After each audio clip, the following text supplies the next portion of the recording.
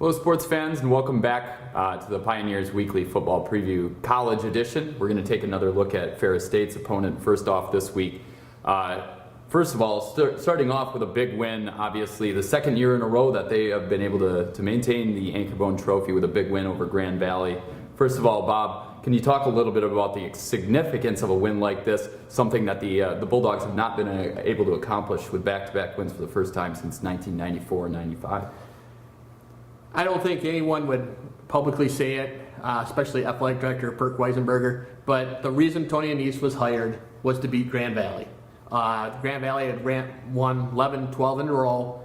It hurts the fan base. People want to beat Grand Valley. No one likes Grand Valley, and to lose to them that many, it makes people mad. So winning those two is big in that context. The other context is the GLIAC North. They're still nipping at Saginaw Valley's heels. There is still a shot that they could tie in the division. That would be huge. And I think lastly, I don't think we can count out quite yet the playoffs. They got 2 losses, but one really doesn't count, North Dakota State.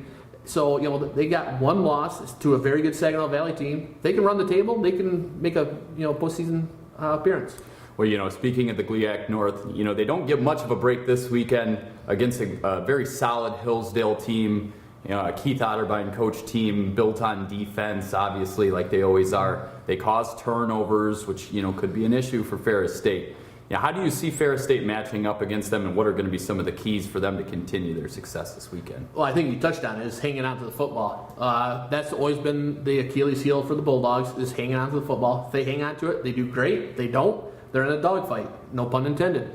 And I see them hanging on to the football. Hillsdale is opportunistic, but it seems like Ferris has got something going here. They got some momentum, and I think they'll be okay. Yeah, no, looking at this weekend, I think one of the keys for Ferris State is this is a Hillsdale team that's really struggled being able to run the ball, but has some success in the passing game. I think getting off the field on third downs, which has been a problem at times for Ferris State, is going to be a huge factor in this game, so that they don't get into one of these games where they're matching teams score for score and can really put it on the gas pedal. I don't see Hillsdale slowing them down enough this weekend. Your thoughts on who you got winning this one? I like Ferris. Grand Valley, I think, is a little better than Hillsdale, and Grand Valley couldn't put up much of a fight on the defensive side. Hillsdale, they're decent defensively. I think Ferris is going to put up some points and win this one comfortably. Yeah, I've also got Ferris winning comfortably as well, and I think it will determine, how big of a win is. It's going to be determined on how many times they turn the ball over, the lack thereof there. Also looking in the college ranks this week, we've got Michigan State coming off a big win for them of sorts against an Indiana team that can put up some points on just about anybody in the country. This week, a little bit easier test against Purdue. Some of your thoughts on this one and who you got winning? At the beginning of the year, we all wondered where was Michigan State going to get offense.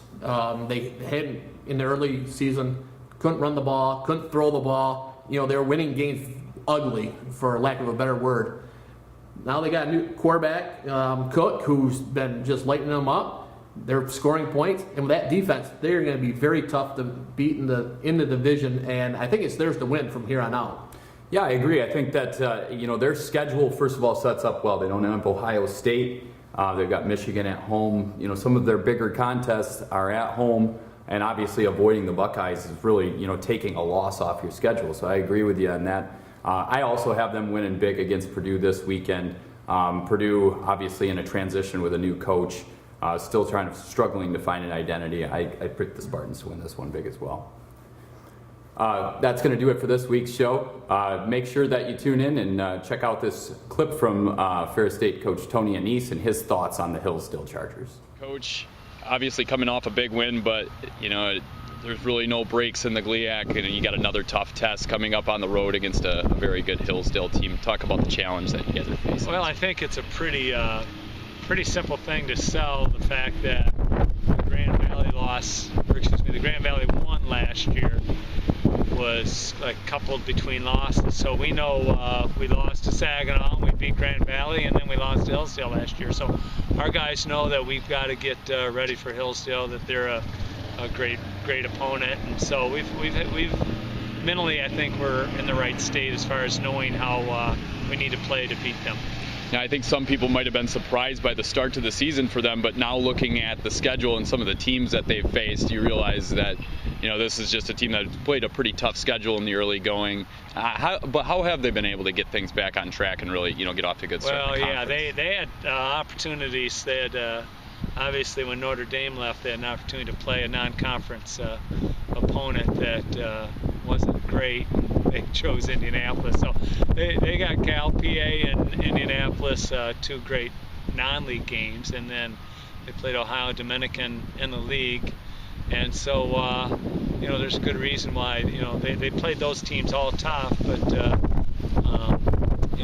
those were teams that beat them. But those are great teams. So, and they went to Northern Michigan, won a game there, and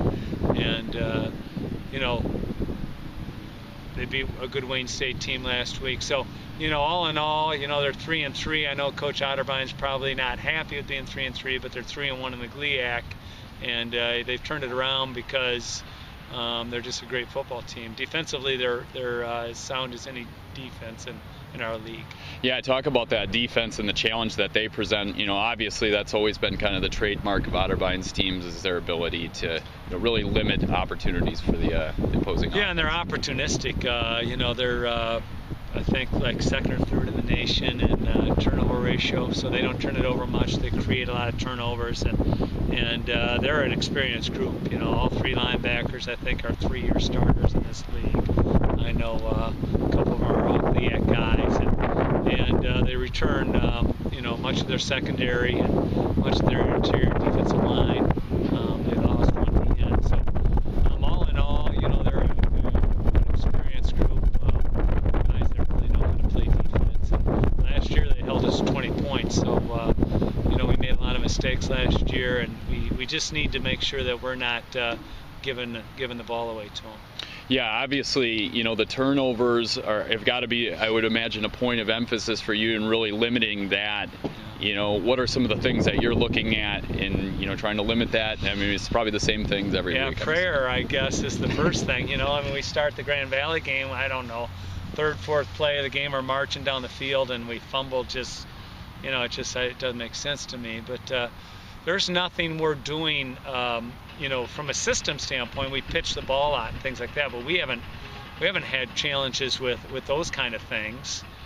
So people would say, well, maybe it's a high-risk offense. Well, in the high-risk plays, we've been pretty good. It's just the simple carrying the ball down the field and fumbling the ball, or not getting a clean snap or something of that sort. So, it's things that are easily fixable.